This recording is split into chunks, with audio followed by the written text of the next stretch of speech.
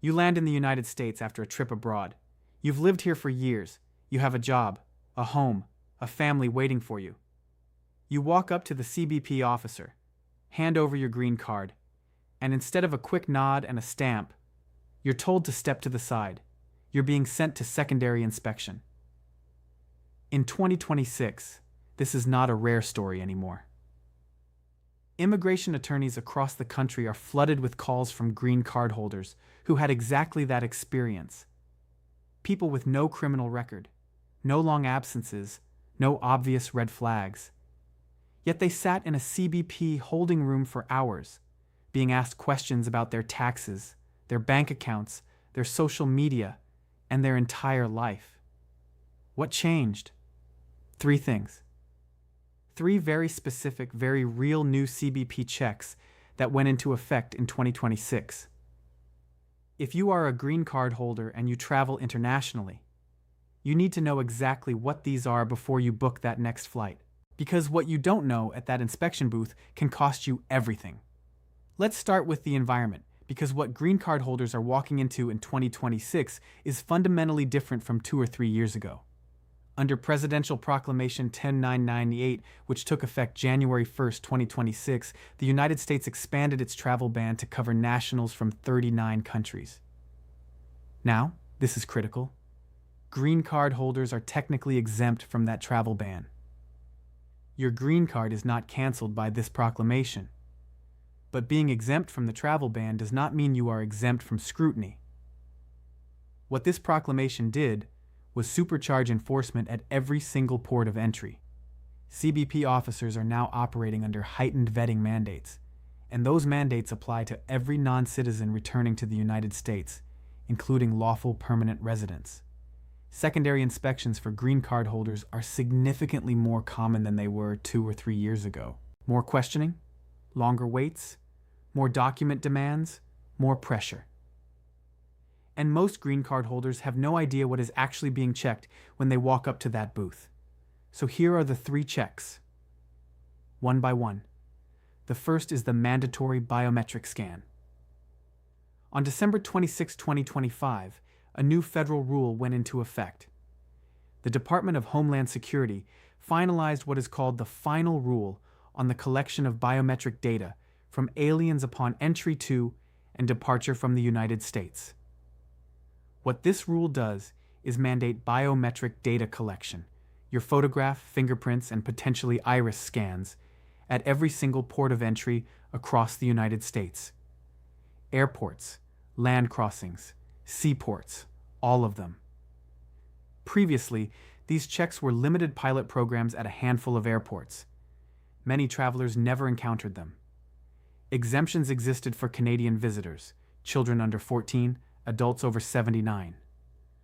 Most of those exemptions are now gone. This is mandatory, nationwide. No opt-out for green card holders. When you step up to that CBP booth in 2026, your face is being scanned and run against the DHS Biometric Identity Management System, a federal database storing your full travel history, immigration records, and identity data. Images collected from non-citizens, including green card holders, can be retained in that system for up to 75 years. Now you might be thinking, I've done nothing wrong, so why does a photo scan matter? Here's why it matters. This system doesn't just verify who you are, it cross-references your biometric data against every piece of information the federal government has on you. Your entry and exit history, your visa history, prior CBP encounters. Any discrepancy, your face doesn't match cleanly. There's a flag in your immigration history you didn't know about.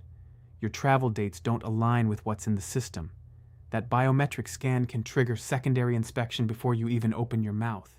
And under this same rule, CBP can expand checks to include fingerprints and iris scans verified against the Traveler Verification Service database.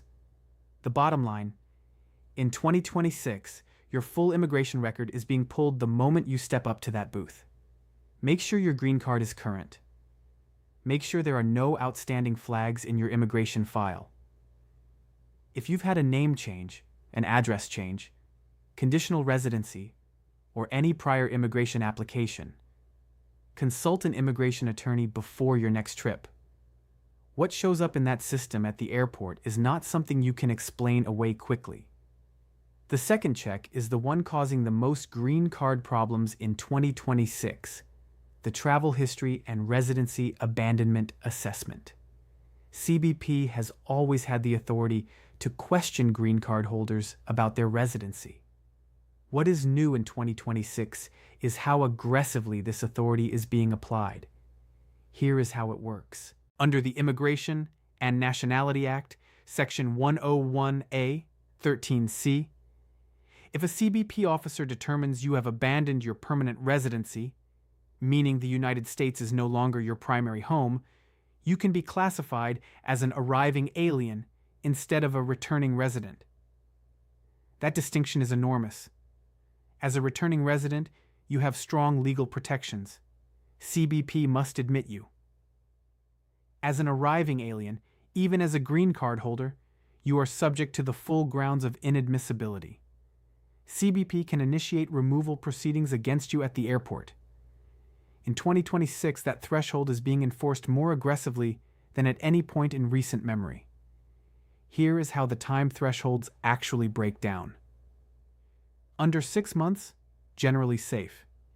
CBP is unlikely to question your residency intent, but generally safe is not automatically safe. An officer can always ask about your U.S. ties. 6 months to 1 year, the legal framework changes. You are now treated as someone seeking readmission rather than simply returning home. CBP can examine your employment, your home, your family, your tax filings, your bank accounts, whether your life is still centered in the United States. An absence in this range doesn't automatically mean abandonment, but it creates a presumption you must actively overcome with evidence on the spot. 1 year or more without a re-entry permit. Your green card is generally invalid for re-entry. Airlines can refuse to board you. CBP can deny your entry and begin removal proceedings. The only pathway back at that point is an SB1 returning resident visa from a U.S. embassy abroad, and those applications have a very high denial rate. And here is what most people don't know. It's not just individual long trips anymore. CBP is now looking at cumulative absences. Multiple shorter trips that together show you've spent the majority of your time outside the United States can also raise abandonment concerns, even if no single trip crossed the 6-month line. CBP officers have your complete travel history at that booth, every entry and exit in the federal system. They can see the entire pattern. Now, there is a form you need to know about. It is called Form I-407, the Record of Abandonment of Lawful Permanent Resident Status. This form, when signed, terminates your green card. It is your written statement to the federal government that you are voluntarily giving up your right to live permanently in the United States. And it is extremely difficult to reverse. In 2026, CBP officers are presenting this form to green card holders held in secondary inspection for hours. Officers sometimes suggest that signing will make things easier, that it avoids court, that it's the fastest way out. Do not sign it. You are not required to sign Form I-407. There are no automatic legal penalties for refusing. CBP cannot force you to sign it.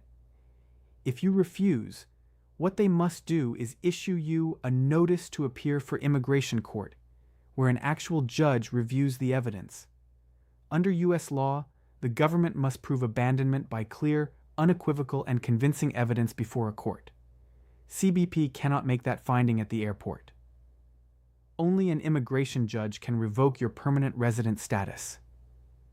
If a CBP officer is pressuring you to sign that form, say clearly and calmly, "I do not wish to abandon my lawful permanent resident status, and I decline to sign this form.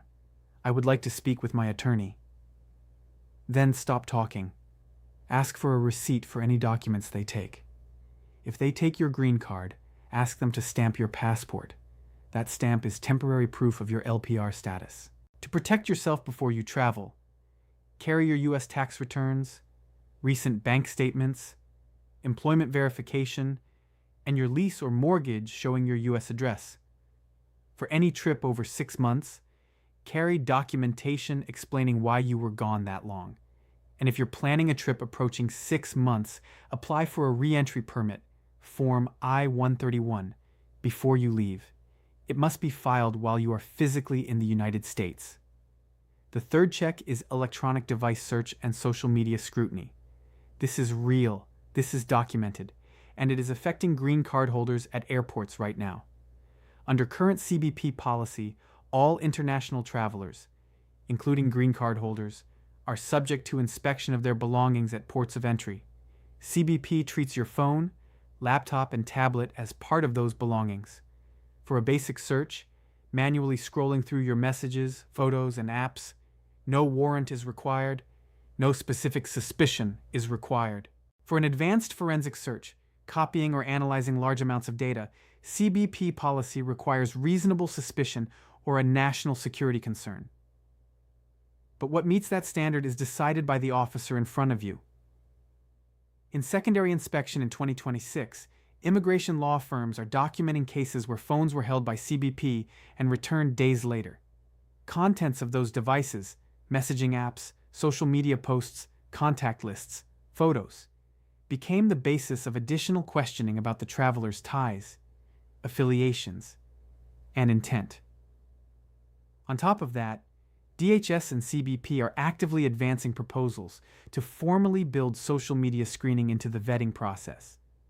Under proposals currently in the regulatory pipeline, the government is seeking to require social media usernames from the past 5 years, past phone numbers, and expanded biometric data as part of standard traveler vetting.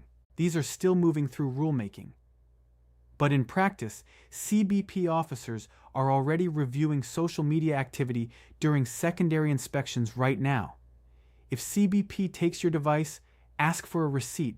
They are required to provide one. Your device will be disconnected from all networks. This is standard procedure. For green card holders, your rights at the border around device searches are more limited than most people assume. Refusing to cooperate as a non-citizen can, in certain circumstances, be cited as a factor in your admissibility decision. This is a genuinely complicated legal area, and the practical enforcement reality in 2026 is more aggressive than the formal framework suggests it should be. Before any international trip, back up your devices. Know what is on your phone. Be prepared to answer questions calmly. And if you have any prior arrest record or prior immigration issues, speak to an immigration attorney before you travel. The time to address a problem is not at 10 p.m. in secondary inspection after a 14-hour flight. So let's bring this together. Green card holders have legal protections.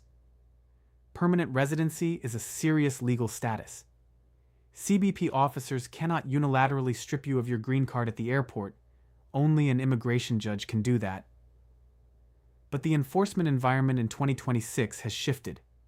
The biometric check is more comprehensive and more connected to your federal records than ever before. The scrutiny of your travel history and residency ties is more aggressive than it has been in a generation.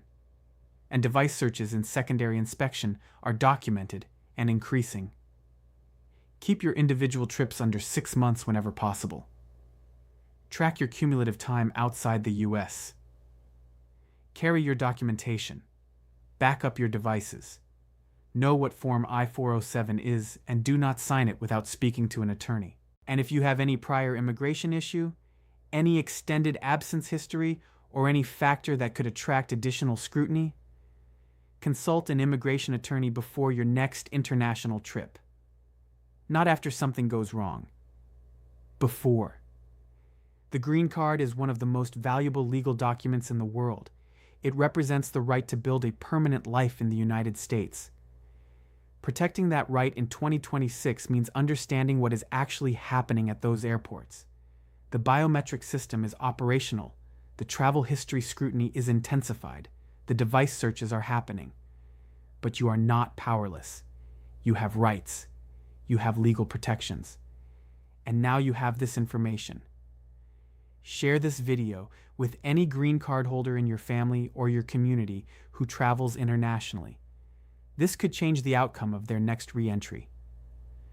Subscribe to this channel for U.S. immigration updates as they happen. Real news, real consequences, real guidance. We'll see you in the next one.